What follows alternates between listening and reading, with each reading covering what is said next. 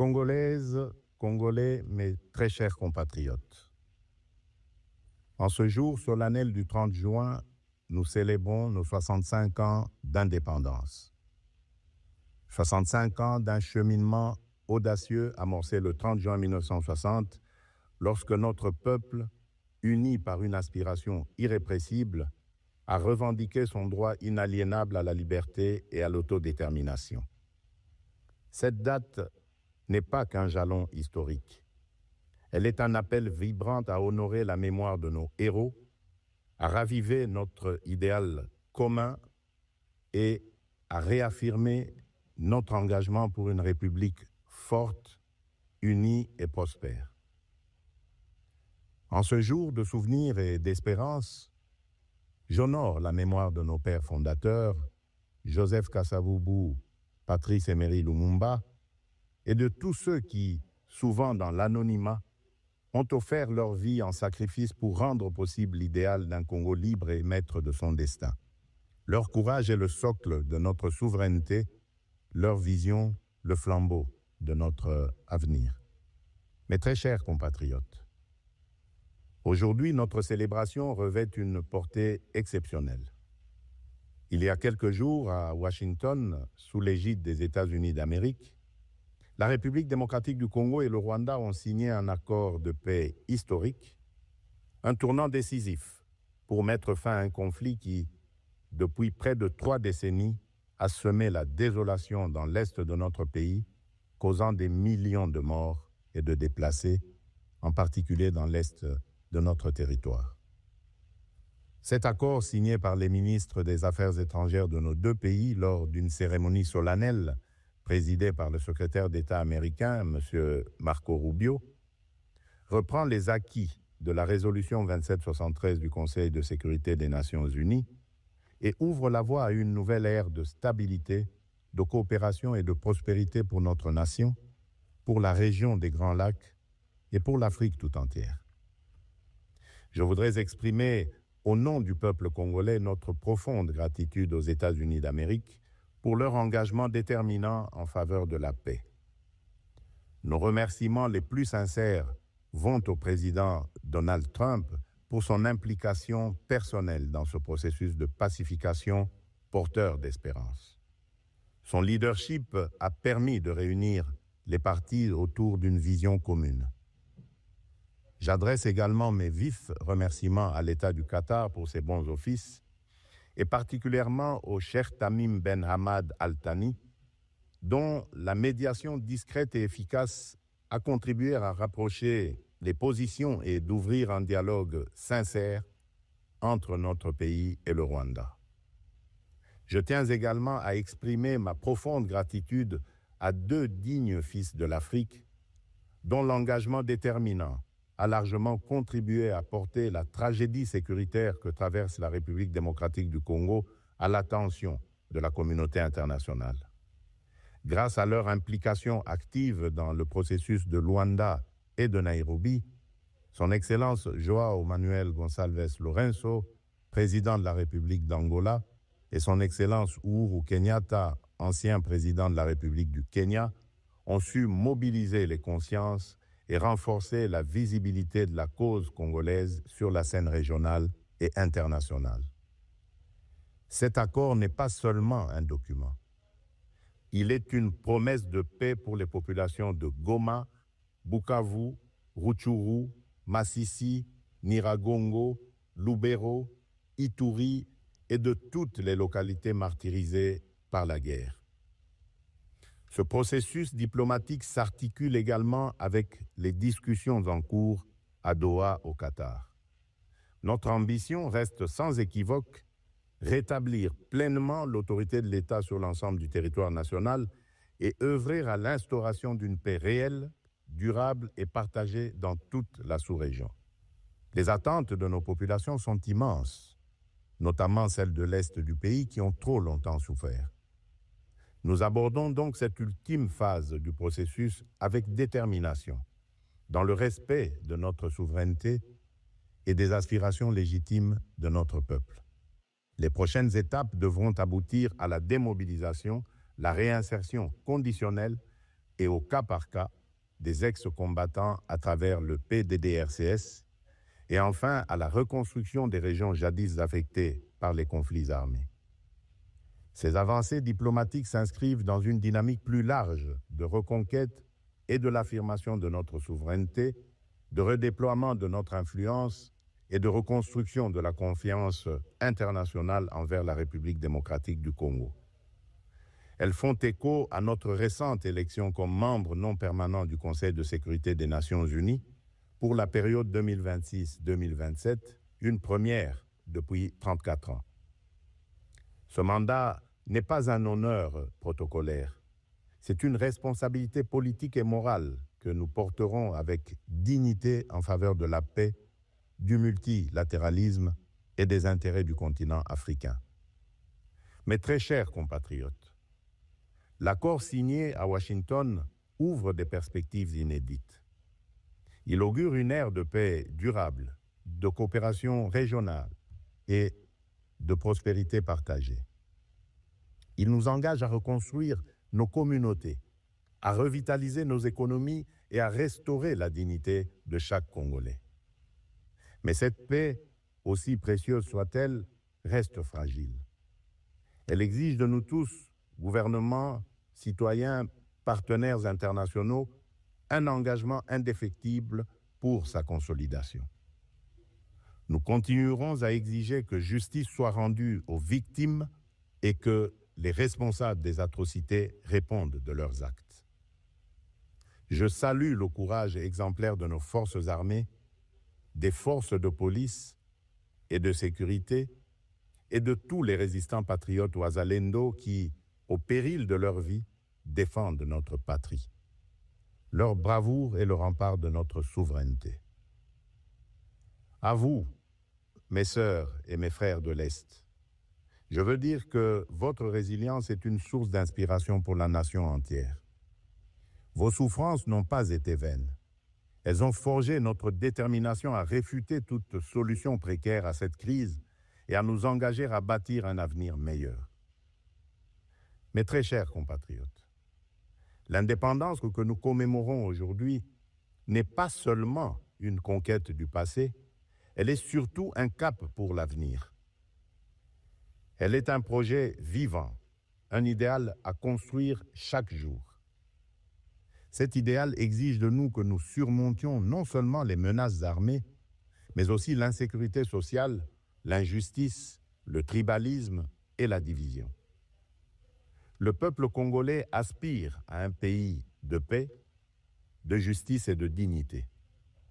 Un pays où l'on veut et on peut vivre sereinement, travailler avec honneur et offrir à chaque enfant congolais la liberté de rêver grand, sans peur ni entrave.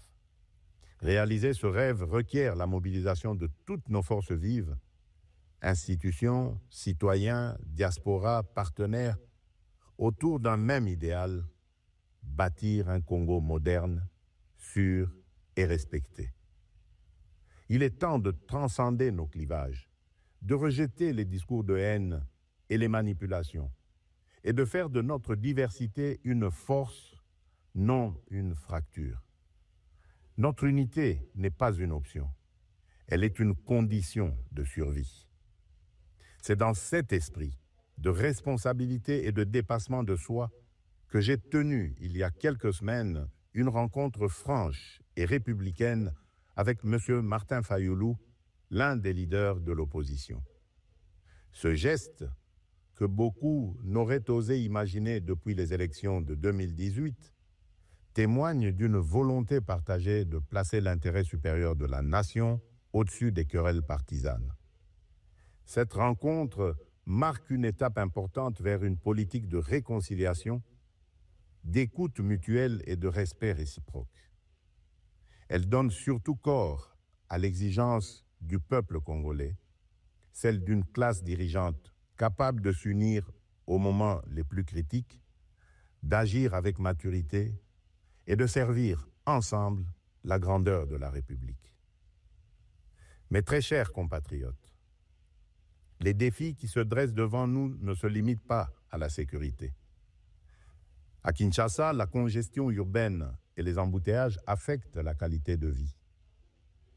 Le manque de discipline, l'urbanisation désordonnée et l'insuffisance des transports en commun rendent la vie difficile à des millions de nos compatriotes. À Kalemi, Kassangoulou et même ici, dans la capitale Kinshasa, les inondations récentes ont causé d'importantes pertes en vies humaines et dégâts matériels, détruisant des habitations, emportant des infrastructures routières et provoquant des déplacements massifs de population. Ces événements climatiques extrêmes nous rappellent l'urgence d'agir à la fois sur le front de l'aménagement du territoire et de la résilience environnementale. À Mbandaka, le naufrage d'une embarcation a coûté la vie à plusieurs dizaines de nos compatriotes, endeuillant la nation tout entière.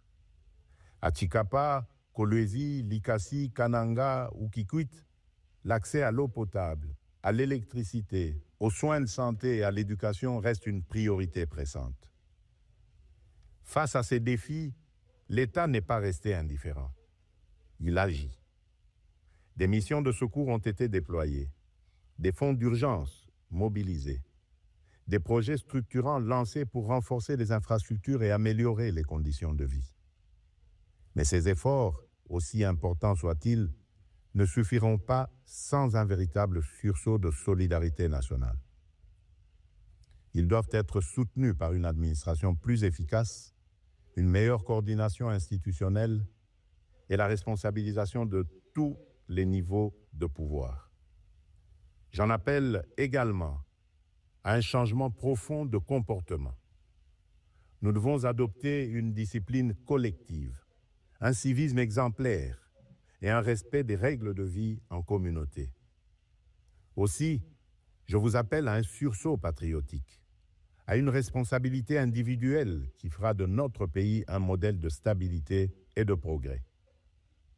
Mes très chers compatriotes, fidèles à l'élan de notre indépendance, j'ai pris devant vous, avec une détermination sans faille, le serment de bâtir un Congo à la hauteur de nos aspirations.